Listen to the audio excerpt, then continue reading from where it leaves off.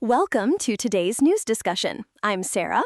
And I'm Sean. We'll be covering the latest headlines and exploring the stories behind them. The Indian government has issued a travel advisory urging citizens to avoid non-essential travel to the Democratic Republic of Congo, Uganda, and South Sudan due to the ongoing Ebola outbreak.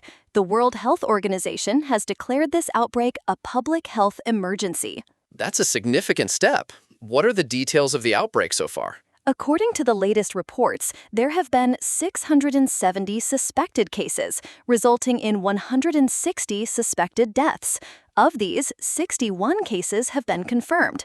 The situation is being closely monitored by health authorities. How does this advisory affect Indian citizens currently in those countries? The advisory advises them to strictly follow public health guidance issued by local authorities and maintain heightened precautions. This includes being aware of the latest health measures and possibly avoiding certain areas or gatherings. That's prudent. Have there been any confirmed cases in India so far? The reports don't mention any confirmed cases in India at this time. The government's proactive stance is likely aimed at preventing any potential spread. The WHO's declaration of a public health emergency usually triggers certain international responses. Are there any details on what those might be? Typically, this declaration leads to increased surveillance, travel restrictions, and enhanced health measures at airports and borders. The international community often coordinates to share information and resources. Let's shift gears to the weather news. The BBC News weather program aired on BBC One London at 10 p.m. on Sunday. Do we know what the highlights were from that broadcast? The context suggests it covered the latest national and international weather stories.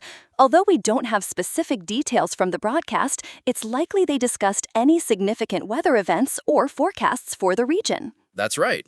Weather updates can be crucial, especially during certain times of the year.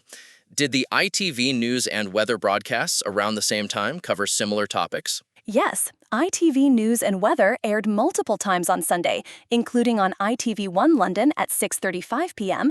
and on ITV1 London Plus at 7:35 p.m. These broadcasts likely provided roundups of the latest headlines and weather updates. So both BBC and ITV were covering the weather news extensively. Are there any indications of severe weather events or warnings issued during that period? The articles don't specify particular weather events, but it's standard practice for these news programs to highlight any significant weather warnings or forecasts. Moving on to the BBC News broadcasts. They aired on BBC News at 10 p.m. and 7:30 p.m., as well as on BBC One London at 1 p.m. What were some of the key stories covered in these broadcasts? The broadcasts likely covered the latest national and international stories. Given the timing, they might have included updates on the Ebola outbreak. It's interesting that both BBC News and ITV News were running their major broadcasts around the same time. Does that indicate a particular news cycle or event-driven coverage? It's common for major news outlets to synchronize their coverage around significant events or breaking news. This ensures that the public receives consistent and timely information across different platforms. As we wrap up today's discussion, it's clear that the Ebola outbreak and news coverage were significant topics. The travel advisory issued by India reflects the seriousness of the situation. Indeed, and the extensive coverage by both BBC and ITV underscores the importance of staying informed about both local and international news. That's all for today's episode. Thank you for tuning in. Goodbye and see you later.